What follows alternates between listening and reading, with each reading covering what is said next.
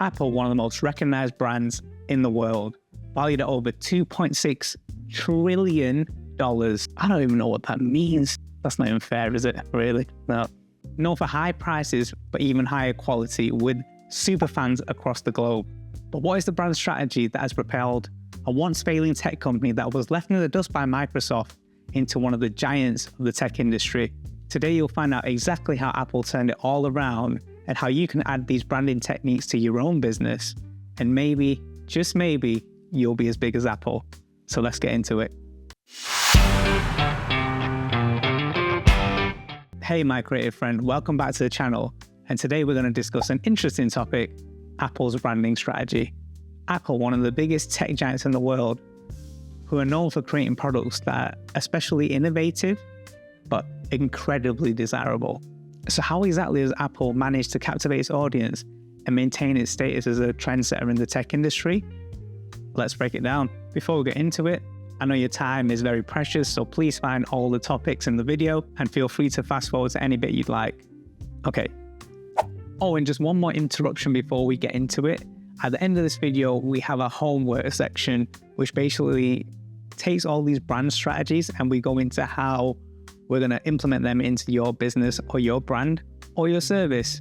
But either way, at the very end, you'll see exactly how these can be implemented for you. So let's go. Part one, which is the background of Apple. Apple was founded in 1976 by Steve Jobs, Steve Wozniak, and Ronald Wayne.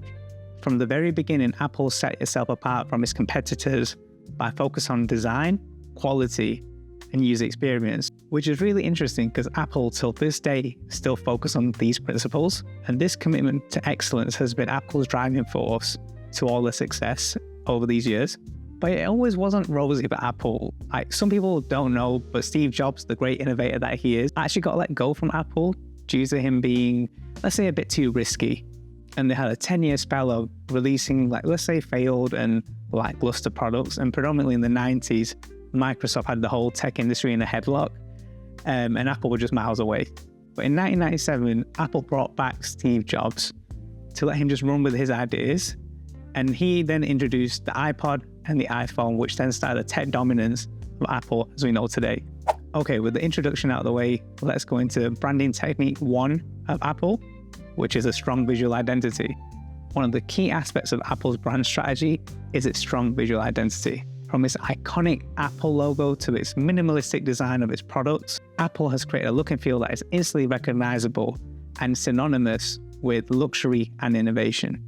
And this is why I say to people, when starting a business or a brand, design is so important, as this is something that can make or break your business. It will set you apart from your competitors, but also set you in a good place with your customers. And as the saying goes, first impressions are usually the lasting impressions. So always consider design when starting a brand or a business. And going back to Apple, this consistency has helped them establish themselves as a truly premium brand to all consumers. From their logo to their website, to the products, to the packaging, to even the user interface, everything Apple does is beautiful, but it all has a purpose. Nothing is random. And I think this is a great example to designers or businesses starting out their brands to make sure everything is consistent across your visual identity. And this way you'll be easily recognized by all your customers and your target audience. Okay, branding technique number two, innovation and product quality. Apple is known for pushing the boundaries of technology and always bringing out new features and functionalities that will wow their audience. This commitment to innovation has helped Apple stay ahead of all the competition and really helped them stay as a leader in the tech industry. If you've noticed, even if Apple are not the first to bring out a feature on laptops or phones, they're usually the first tech company to get it right for the customer. The thing is, it never feels cheap or quickly done. For example, there are tons of phones that have better cameras than the iPhone, but on the iPhone, it just seems to work. The picture quality always seems to be better. The usability always seems to be better. And it's just a strange thing. And I do sound like an Apple fanboy, but in reality, you can go and compare it yourself and you'll see what I mean. Other areas like actual materials they use for their products, like the MacBook Pro or the iPhone Pro or just any of their products, they always have this certain air of quality and premiumness that I guess a lot of other tech products don't have, and some other tech companies that are following now and They are really trying to push Apple and also show that they have their own premium products that can rival Apple's laptops and phones and other products. But Apple were the first to do this. There just seems to be something about an Apple product that genuinely has like this magical feel. And that brings me into my next branding technique, emotional appeal. Apple has also mastered the art of creating a connection with its audience through messaging and marketing and advertising. Apple taps into the aspirations and desires of its target demographic, positioning its products as not just tools, but expressions of identity and lifestyle. This emotional appeal has then helped foster strong brand loyalty from Apple's customers. And just rewinding back to positioning their products as more than tools, but a general part of their life, is one of the adverts Apple released in 2023, I believe it was, with the Apple Watch.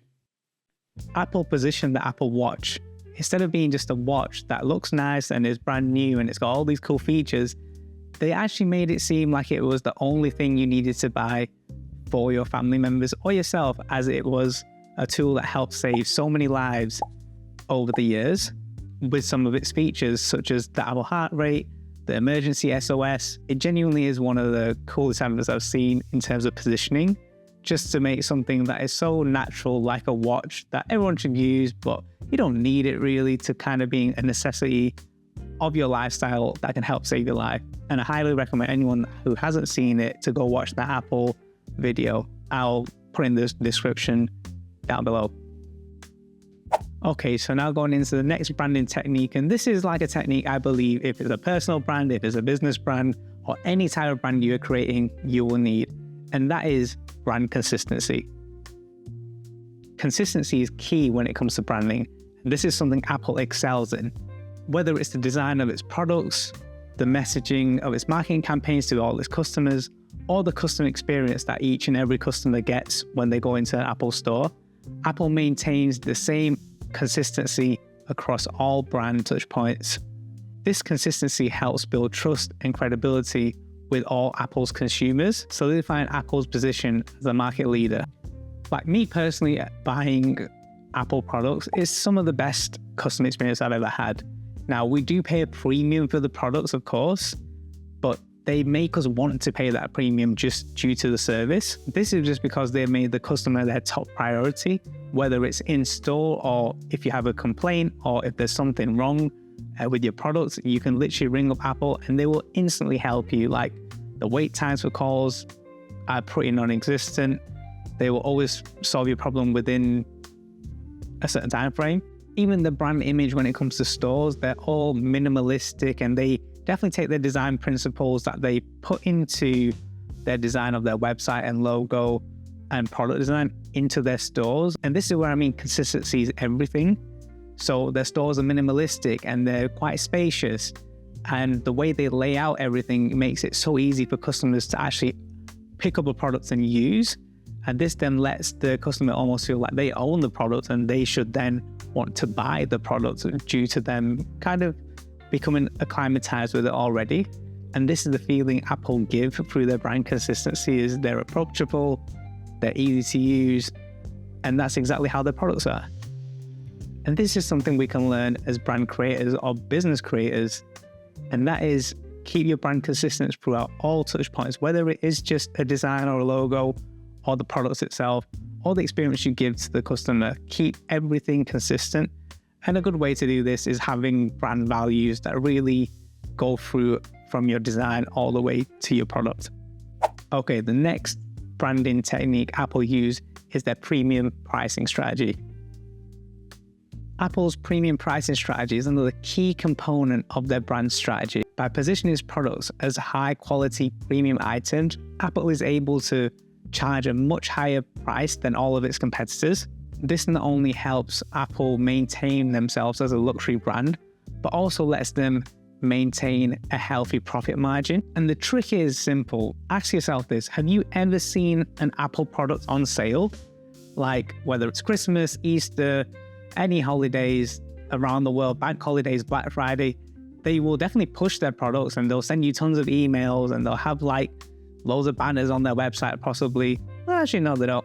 but they never ever put their products on sale. And this is like a clever strategy, because it never lets you devalue their products in your eyes. Like, the price is always set. If you want it, come get it. But this is only for the people that can afford it and the people that are willing to buy it. So anyone that does buy an Apple product really wanted it. They didn't buy it because it was at a discounted rate or anything of that, especially from Apple.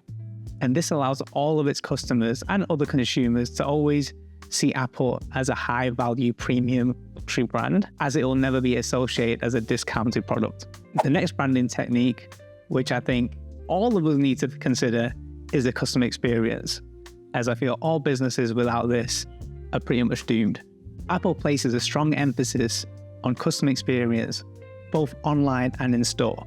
From the moment a customer visits Apple's website or steps into one of its retail locations, they are greeted with a seamless and user-friendly experience that also reflects Apple's commitment to excellence. And this goes back to my point before, where I actually mentioned how they allow customers in store to play around with the products and almost let them feel like they own the products. Essentially, they get to feel the product, they get to see how it works for them, and the apps they want to use are already probably installed.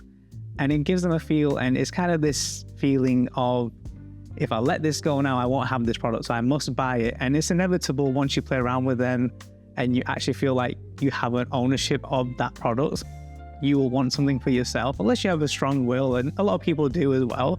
But if you're already an Apple fan and you do get to play with, what, say like a new iPhone or a new iPad or a new MacBook, you're probably closer to buying one than not buying one, unless you're really good with your money.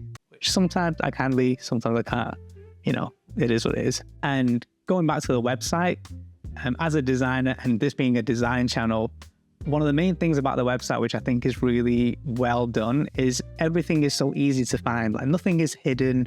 It's a seamless journey. It's kind of like, it will tell you every single detail, but if you also just want to go and skip all this and want to buy the product straight away, they're all pretty much done in 1 to 2 clicks on the website. And this is where you primarily put the customer in the driving seat. You don't want them to kind of hold around for too long where they lose interest. And they do this really well. This real high emphasis on customer experience then helps build trust and loyalty with Apple's customers, and then also brings in a repeat customer as well. Okay, another brand strategy technique that Apple used that has really propelled them into the cool list of most people is brand partnerships. Apple has used strategic brand partnerships to further enhance their image and also reach new audiences. Collaborations with artists, designers, and high A-list celebrities have allowed Apple to tap into new markets and also create a buzz around all of their products. These partnerships help Apple stand out as a trendsetter and also a cultural influencer. Examples of these partnerships could be Apple's partnership with the New York Times when they launched their iPad. During the iPad product launch, they used the New York Times to really show how they could bring media to life on an iPad. And both brands got a lot of exposure out of this and made a lot of money from this. Another great example of a collaboration Apple have done is with Nike. So they started off with trying to combine music with exercise with the iPod itself. And now they're going into more ventures such as the Nike running app. And with this, both companies are getting a lot of exposure and it's working out really well for both of them. And when it comes to artist collaboration or celebrity collaboration, Apple have done this with some of the biggest artists, especially in the music industry in the world. You can talk about Dr. Dre, you can talk about Drake, and probably the biggest gangster in all of music, Taylor Swift. Okay, so now that concludes all of the brand strategies Apple have used to go from a fairly successful company to a failing company to now a tech giant. But this is one of the most important parts of the video. Now, we've seen this, and initially I said how you can add it to your own company or your own business, and that's exactly what this section is. It's the homework section. And now here we're going to really focus on how you can add these brand principles to your brand or your business, or even if you're a current brand builder, how you can help your client build their brand. So how you're going to implement a strong visual identity. It's quite simple. You're going to hire a designer that of quality and you're going to basically ask them to create a seamless logo, brand guidelines that you can implement throughout all of your visual touch points. Innovation and quality. This is something depending on what products you're selling or your client is selling, but always make sure that you're always trying to be ahead of your competitors. Always try to find your unique selling point. This can go back into your branding, and maybe you do the same exact thing as someone else. Maybe you're a window cleaner and so is your competitors, but you use a special tool. Try and put that in your messaging to really show off that you are the innovative window cleaner in your business. Emotional appeal. Now, this is something that obviously is quite varied depending on what business you're in, but I genuinely think make sure there is some way you connect with your customers, whether it's through social media, whether it's through your messaging. Just make sure your brand comes across as human and relatable, because sometimes if people do not feel relatable to your product or your service, they genuinely will disconnect themselves from you and probably look past you and go to another company or a business that does feel relatable and that they do understand their problems. So make sure there is some form of building a connection with your audience, with your customer, through mediums such as social media, your advertising, or whatever it may be. Just make sure you are speaking to people and not just selling your product or your brand. Brand consistency. This goes back to our brand guidelines. And I don't mean visual brand guidelines. I mean in terms of what is our values, what is our personality as a brand. Now make sure you have 3 to 5 core values and personalities. So are you friendly? Are you kind? Are you playful? Are you curious? Like whatever these brand personalities are, make sure this is going across all of your brand touch points, whether it's when you're speaking to a customer, whether if it's a customer on the website, whether it's the way the customer uses your website. Just make sure your brand is consistent. Premium pricing strategy. Now, this is something that obviously varies business to business and what exactly your product is and what your service is. But if you want to be seen as a premium product, make sure that you're not discounting your product at probably any stage, if I'm being totally honest, because a lot of people seem to get into this culture of, hey, you've got half price off and you've got 70% off. And it just ends up turning into, well, I'll just wait for that discount to come. And no one is ever really going to pay for those premium prices that you set initially, because they always know at some point the prices are going to come down. And this is what Apple does so well. They hold their prices at a certain standard and they always maintain them at that standard as well. So make sure if you want to be seen as a premium brand, push the value of your product and service instead of discounting your price and hoping to get the sales. By giving and the knowledge of value and the use of your products and why it will benefit your customer, you will easily be able to sell your product at a higher price range and maintain that premium feel. Customer experience. Now, this is the key for any business. So for your business in particular, make sure that your customer is having a seamless experience, whether it's on the website or whether it's on a phone call or whether it's using your product or the service you're providing them. Just make sure they are happy and always make sure you go above and beyond to help the customer's needs. And this way you will always have repeat customers, or you will also spread the word from one customer to another and start creating this loyal customer base that always recommend you for a product or service. Brand partnerships. Now you're probably sitting there thinking, Ritesh, I'm not going to do a partnership with Drake or Taylor Swift. I'm a nobody. Yeah, and that's not what I'm saying. You don't have to go to that level, but maybe there's certain smaller influencers that you collaborate with to get the message out for your product or service. Or maybe there's avenues where there's clients you worked with in the past that have like a big network that could kind of promote your services because you did such a good job for them before. So see opportunities where you can work with other people. They do not need to be these high profile partnerships. Just see where people you collaborate with give you some value and they can spread the message of your business or products. So there you have it. Basically, if you follow those steps, you'll be one step closer to being like Apple in your brand strategy. And I genuinely believe if you follow these steps, your product or service or business will genuinely reach new heights, because these are fundamentals. Even though we talk about a company like Apple, these are fundamentals for all businesses and brands to really push themselves to the next level. But let me know in the comments what you think of Apple's brand strategy. Do you think it's good? Do you think they're missing something? Was this useful at all? And if it is useful, please could you leave a like and subscribe to the channel, and let me know in the comments what you want to watch next, whether it's something to do with logo design, brand design, how to create brand guidelines, or maybe you just want to dive deeper into branding itself. You're my audience. You're like number one to me So whatever you want to watch, I will create at some point in the next few weeks. And yeah, until then, here's probably a video you'll enjoy, and I'll see you in the next one.